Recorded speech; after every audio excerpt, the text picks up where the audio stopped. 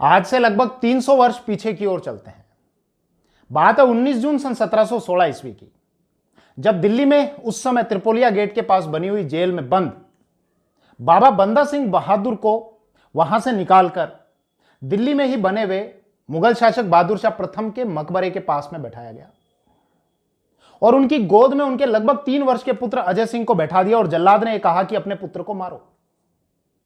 स्वाभाविक है, कौन पिता ऐसा कर सकता है? बंदा सिंह बहादुर के द्वारा मना कर दिया गया।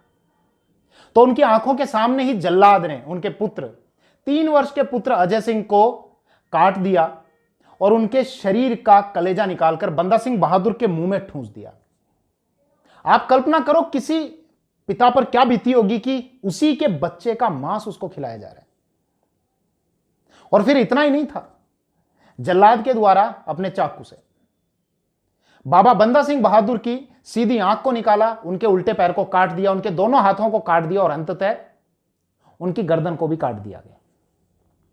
मैंने बहुत सारा इतिहास पढ़ा है, इतिहास पर बहुत सारे लेक्चर्स बनाए हैं, लेकिन जब मैं बंदा सिंह बहादुर का इतिहास पढ़ रहा था तो मन में यही भाव आ रहे थे कि कोई शासक इतना घृणित कैसे हो सकता है। यह सब हुआ था मुगल शासक फर्रुखशियर के शासनकाल में। फर्रुखशियर जिनका शासनकाल था सन 1713 से 1719 ईस्वी तक का, और शायद इसी प्रकार की घटनाओं की वजह से फर्रुखशियर को एक घृणित कायर की संज्ञा दी गई है। सवाल कई बार पूछा जाता है इतिहास में कि घृणित कायर किस मुगल शासक को कहा जाता है? फर्रुखशियर को। तो इस वीडियो में हम एक सिख योद्धा बाबा बंदा सिंह बहादुर के इतिहास पर चर्चा करेंगे, जिन्होंने 10वें सिख गुरु गोविंद सिंह के आदेश पर पंजाब के लोगों को मुगल अत्याचार से मुक्ति दिलाने के लिए संघर्ष करने का बीड़ा उठाया था। मैं रमन भारद्वाज, आइए शुरू करते हैं।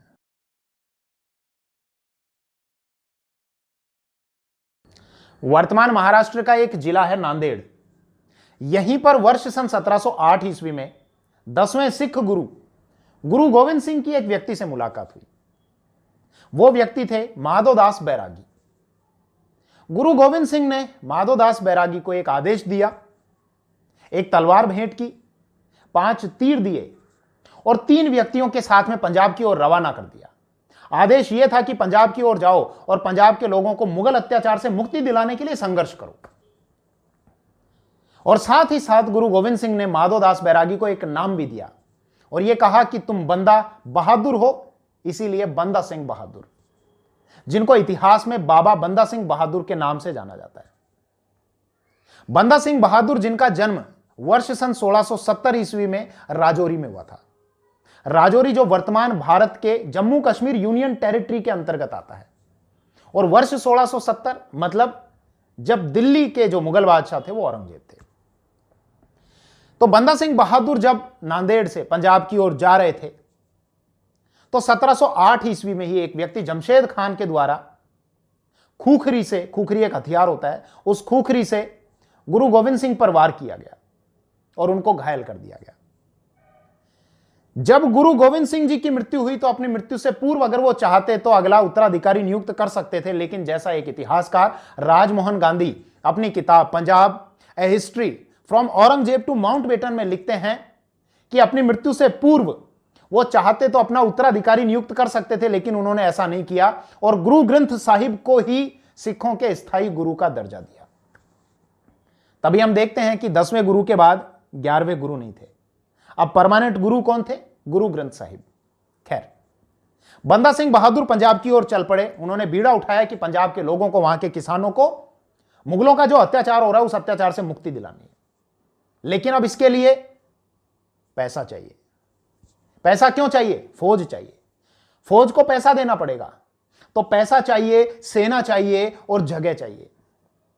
ना अभी उनके पास में पैसा है, ना सैनिक हैं, ना उनके पास में स्थान है, लेकिन गुरुजी का आदेश उनके साथ में था। और साथ ही साथ वो 3 व्यक्ति जो गुरु गोविंद सिंह ने बंदा सिंह बहादुर के साथ में भेजे थे, ताकि जब वो पंजाब की ओर जाएं तो वहां के लोगों को यह बताया जाए उन व्यक्तियों के माध्यम से कि बंदा सिंह बहादुर को गुरुजी ने आदेश देकर भेजा है। तो अब सबसे पहले धन चाहिए। धन के लिए 2 स्थानों पर धावा बोला गया। एक स्थान आता है कैथल, एक आता है सोनीपत। दोनों स्थान वर्तमान में हरियाणा राज्य के अंतर्गत आते हैं। यहां पर मुगलों का जो खजाना था उस खजाने पर धावा बोला गया, यानी अब खजाना तो प्राप्त हो गया। अब खजाना उनके पास में था, धीरे धीरे धीरे धीरे उनकी सेना भी बढ़ने लगी। जो वहां के किसान थे वो उनके साथ में जुड़ते चले गए और उन्होंने एक और काम किया कि जागीरदारी व्यवस्था को समाप्त करके जो भू स्वामित्व के जो अधिकार थे वो किसानों को देने शुरू किए। मतलब मैं सरल सी भाषा में समझाता हूं। जागीरदारी व्यवस्था में क्या होता है, एक जागीरदार होता है, उसके अधीन सारी भूमि होती है और वो किसानों को पट्टे देता है। किसान भूमि के स्वामी नहीं होते। लेकिन बंदा सिंह बहादुर ने क्या किया, किसानों को ही भूमि का स्वामी बना दिया। किसान उनके साथ में जुड़ते चले गए और कुछ समय में उनके पास में एक बड़ी सेना खड़ी हो गई, जैसा हमको एक सोर्स से पता चलता है। एक इतिहासकार हरिराम गुप्ता, जिनके द्वारा लिखा गया है later Mughal Punjab, history of Punjab, उससे हमको जानकारी मिलती है। उन्होंने एक लेखक, मुगल लेखक, उस समय के व्यक्ति खफी खां की बातों को कोट करते हुए लिखा है। कौन खफी खां? खफी खां जिनका जीवन काल रहा 1664 से और 1732 ईस्वी तक का। मतलब खफी खां वो व्यक्ति जिन्होंने अपने जीवन काल में औरंगजेब को भी देखा, मुगल शासक बहादुर शाह प्रथम को भी देखा, जहांदर शाह को भी देखा, फर्रुख शेर को भी देखा, रफीउद्दर्जात को भी देखा, रफीउद्दौला को भी देखा, मोहम्मद शाह रंगीला को भी देखा। तो उन्हीं खफी खां की बातों को कोट करते हुए लिखा है। वही खफी खां जिनके द्वारा लिखा गया मुंतखब उल लुबाब। क्या लिखा है? खफी खां ये कहते हैं कि 4 से 5 महीने में या 3 से 4 महीने में बंदा सिंह बहादुर के पास में 5000 सैनिक तैयार हो गए, 8000 के आसपास में घुड़सवार तैयार हो गए और जल्दी ही इनकी संख्या 19000 तक पहुंच गई। मतलब वो बंदा सिंह बहादुर जो केवल गुरु गोविंद सिंह का आदेश लेकर मात्र 3 व्यक्तियों के साथ में पंजाब की ओर पहुंचे थे, अब लगभग 19 से 20 हजार की फौज अपने साथ में इकट्ठी कर चुके हैं और अपने साथ में वो धन भी जमा कर चुके हैं। अब बात आती है स्थान की, क्योंकि अब एक स्थान चाहिए जिसको राजधानी बनाया जाए, वहां से शासन किया जाए। तो एक स्थान को चुना गया, वो स्थान था समाना। समाना जो वर्तमान में पंजाब राज्य के अंतर्गत आता है। समाना को ही क्यों चुना गया? क्योंकि समाना में एक व्यक्ति था। कौन व्यक्ति? वजीर खां।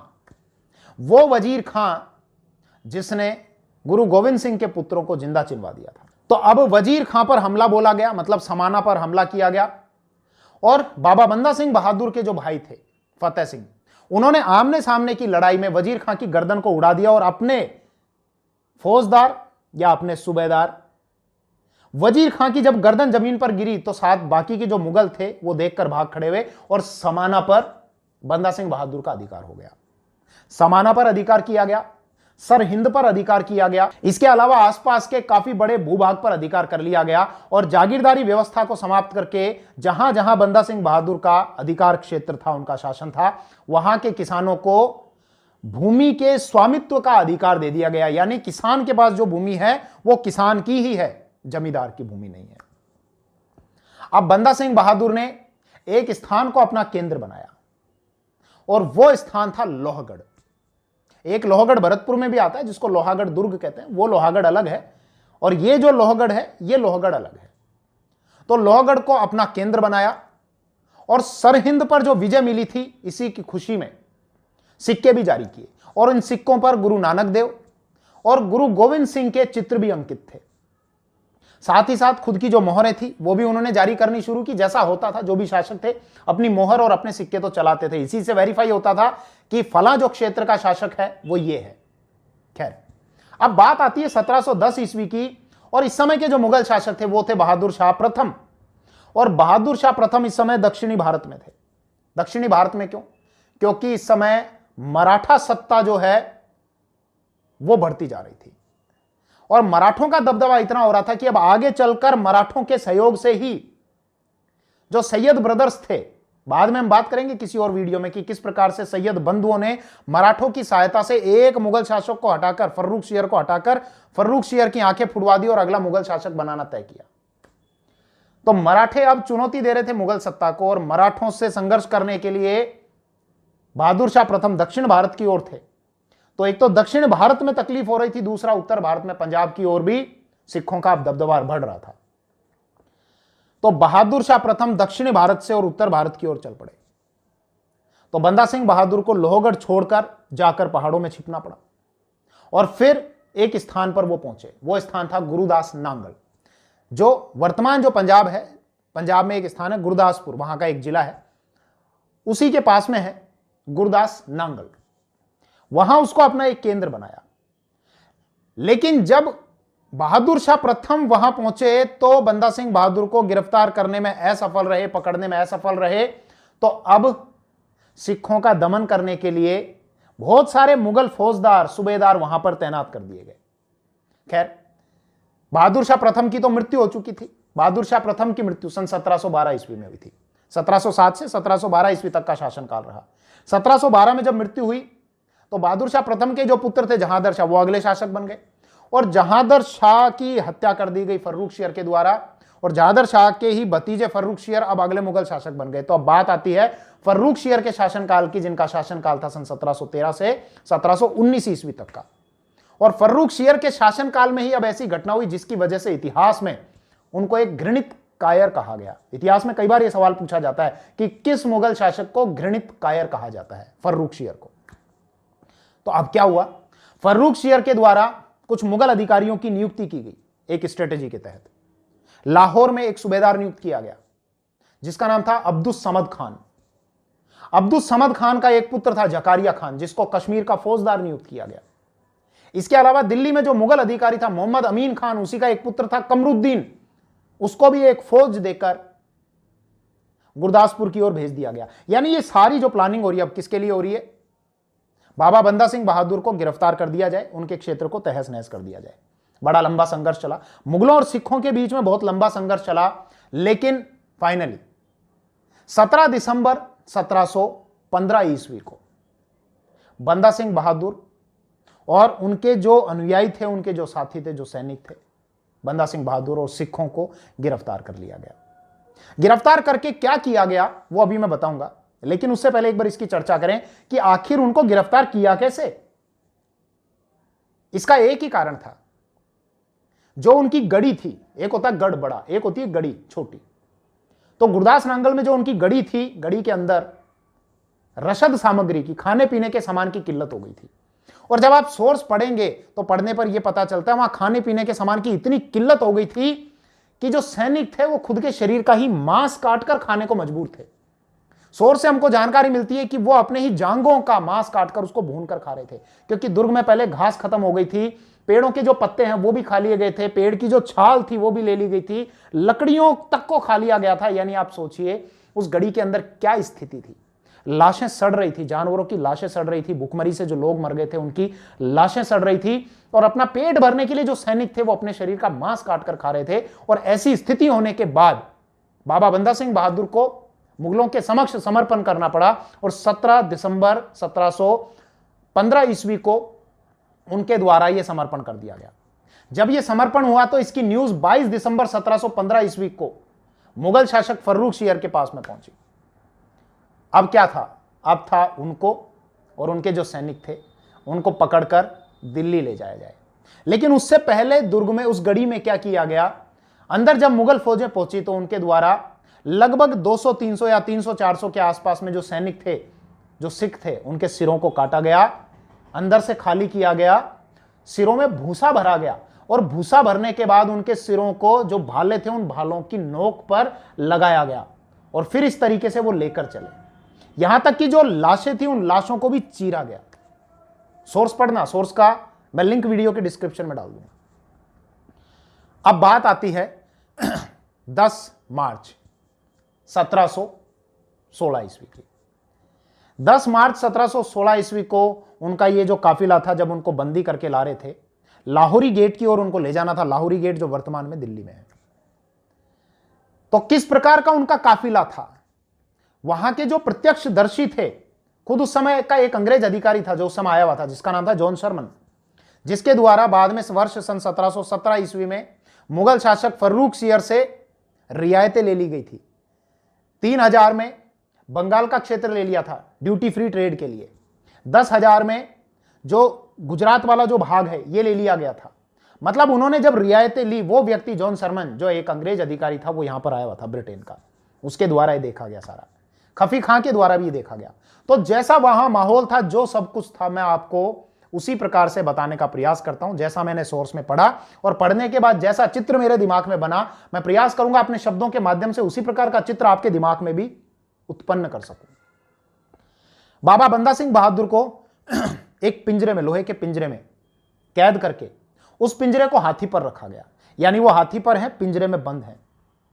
उन्होंने लाल रंग के कपड़े की एक टर्बन, एक पगड़ी बांधी हुई थी जिस पर गोल्ड की एम्ब्रॉयडरी थी, और जामा पहना हुआ था जैसा दरबार में पहना जाता था, एक स्कर्ट उसको हम बोल सकते हैं। उनके पीछे लगभग 370 ऊंटों का काफिला था और प्रत्येक ऊंट पर 2-2 सिखों को बैठाया हुआ था और उनके हाथों को इस प्रकार से यूं बांधा हुआ था।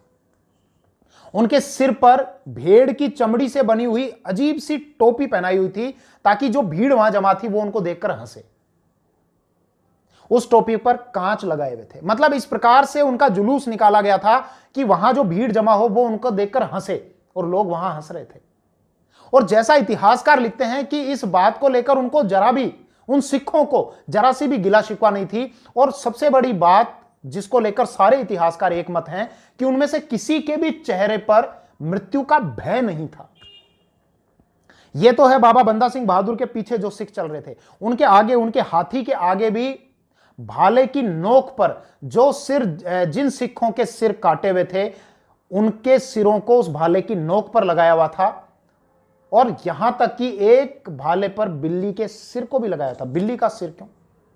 ताकि यह साफ संदेश था कि जहां से हमने बाबा बंदा सिंह बहादुर को पकड़ा है वहां पर हमने इंसानों को तो छोड़ो, जानवरों तक को हमने नहीं छोड़ा, वहां किसी को जिंदा नहीं छोड़ा गया। इसका अर्थ यह था, इसीलिए बिल्ली के सिर को भी उस भाले पर टांका गया था। यह काफिला जा रहा था, भीड़ वहां पर जमा थी, लोग उन पर हंस रहे थे। बहुत लोग यह भी कह रहे थे कि तुम मारे जाओगे, मैं तुम्हें मार दूंगा, लेकिन उन सिखों के चेहरे पर, जैसा सोर्स में लिखा हुआ है, मृत्यु का जरा सा भी भय नहीं था। खैर, अब उनको बंदी बनाया गया। बाबा बंदा सिंह बहादुर को इमरान उद्दीन को सौंप दिया गया। इमरान उद्दीन जो मुगल आर्टिलरी का अध्यक्ष था। बाकी के जो सिख थे, जो ऊंटों पर पीछे बैठे हुए थे, उनको दिल्ली के कोतवाल सरबराह खान को सौंप दिया गया। इनको ले जाकर जेलों में बंद कर दिया गया।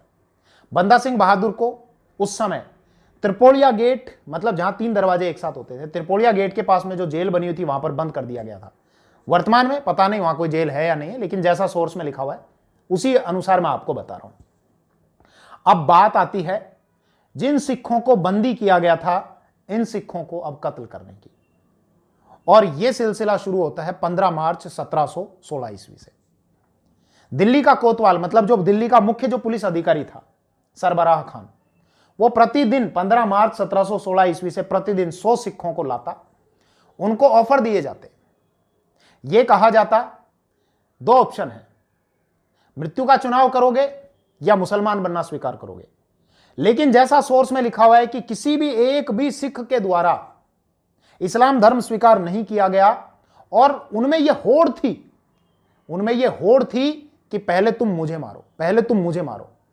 मतलब उन लोगों में मृत्यु का जरा सा भी खौफ नहीं था। कमाल है, जब मैं पढ़ रहा था तो ये सारा चित्र मेरे ऐसे दिमाग में छप रहा था। मैं जब भी कोई चीज पढ़ता हूं तो उसका एक इमेज बन जाती है मेरे दिमाग में। तो कितने गजब के वो योद्धा रहे होंगे, मतलब कितनी निडरता का भाव उनमें रहा होगा कि वो इस्लाम धर्म स्वीकार करना तो दूर, वो ये कह रहे थे कि पहले मुझे मारो। और जो उनको मार रहा था जल्लाद, उसको मुक्तिदाता बोल रहे थे कि तुम हमें मार रहे हो, मुक्तिदाता हो। एक जगह मुझे एक ये जानकारी पढ़ने को मिली, मेरे सामने ये आया कि उन्हीं सिखों में एक सिख युवक जो बंदी था, उसकी एक माता थी जो विधवा थी। उसकी माता के द्वारा वजीर के पास में एक अर्जी लगाई गई और यह कहा, मेरे पुत्र को बंदी बना लिया गया है, मैं एक विधवा हूं और मेरे पास केवल मेरा पुत्र ही है, और वो बंदा सिंह बहादुर का अनुयायी नहीं है, उसको गलत तरीके से बंदी बनाया हुआ है। महिला ने वजीर के हाथों एक आदेश लिखवा लिया कि उस युवक को छोड़ दिया जाए। वो आदेश ले जाकर उस महिला ने दिल्ली के कोतवाल सरबराह खान को दिया। सरबराह खान ने उस युवक को फ्री कर दिया, छोड़ दिया, जाओ। लेकिन आप सोचो उस युवक के मन में अपने गुरु के प्रति क्या आस्था रही होगी। उसने ये कहा कि मैं अपने गुरु का एक सच्चा अनुयायी हूं और मैं उनसे जुड़ाव रखता हूं। अगर वो युवक चाहता तो वहां से जा सकता था, उसको छोड़ दिया गया था, लेकिन ये कहकर उसको वापस बंदी बना लिया गया और उसने भी अपने प्राणों का त्याग कर दिया। खैर, इनको जब कत्ल किया जाता था कुछ हफ्तों तक यह सिलसिला चलता रहा और इनकी लाशों को एक जगह इकट्ठा कर लिया जाता। रात को इनकी लाशों को गाड़ी में डालकर, मतलब उस समय जो भी बैलगाड़ी वगैरह होती थी उसमें डालकर शहर से बाहर ले जाया जाता और पेड़ों पर टांक दिया जाता था, पेड़ों पर लटका दिया जाता था। अब बात आती है फाइनली उस दिन की, 19 जून 1716 ईस्वी की, जब बाबा बंदा सिंह बहादुर को त्रिपोलिया गेट की जो जेल थी वहां से निकाला गया। उनको बहादुर शाह प्रथम का जो मकबरा था जो दिल्ली में बना हुआ है, बहादुर शाह सेकंड मत करना, बहादुर शाह सेकंड को तो रंगून भेज दिया गया था अंग्रेजों के द्वारा। तो बाबा बंदा सिंह बहादुर को त्रिपोलिया गेट की उस जेल से निकालकर वापस हाथी पर पिंजरे में बंद करके और फिर से लाया गया बहादुर शाह प्रथम के मकबरे के पास में और नीचे जमीन पर बैठा दिया गया। और उनका जो लगभग 3 वर्ष का बच्चा था अजय सिंह, जैसा मैं वीडियो के स्टार्टिंग में आपको बता चुका, जहां से मैंने इस वीडियो की शुरुआत की थी, उनके बच्चे को उनकी गोद में बैठाया गया। जल्लाद ने कहा अपने बच्चे को मारो, उन्होंने अपने बच्चे को नहीं मारा, उनके सामने ही उनके बच्चे को काटा गया। अजय सिंह का कलेजा निकालकर उनके पिता बंदा सिंह बहादुर के मुंह में ठूंस दिया गया। फिर जल्लाद ने चाकू से बंदा सिंह बहादुर की राइट जो आई थी, सीधी जो आंख थी, वो निकाली, उल्टा पैर काटा, दोनों हाथों को काट दिया गया और अंततः बंदा सिंह बहादुर को भी मार दिया गया, उनका सिर कलम कर दिया गया। मतलब जब ये इतिहास मैंने पढ़ा तो विचार यही आए कि भाई शत्रु को आप पकड़ रहे हैं तो शत्रु को आप आसानी से मार भी सकते हैं, जरूरी नहीं कि आप इतनी घृणा का प्रदर्शन करें। इसीलिए इतिहास में फर्रुख शेर को घृणित कायर कहा जाता है। और बाद में फर्रुख शेर के साथ में भी ऐसा हुआ। सैयद बंधुओं ने मराठों की सहायता से 1719 ईस्वी में फर्रुख शेर को बंदी बना दिया था और फर्रुख शेर की दोनों आंखें निकलवा दी थी, बाद में मरवा दिया था। खैर, इस विषय पर हम चर्चा करेंगे किसी और वीडियो में। जय हिंद।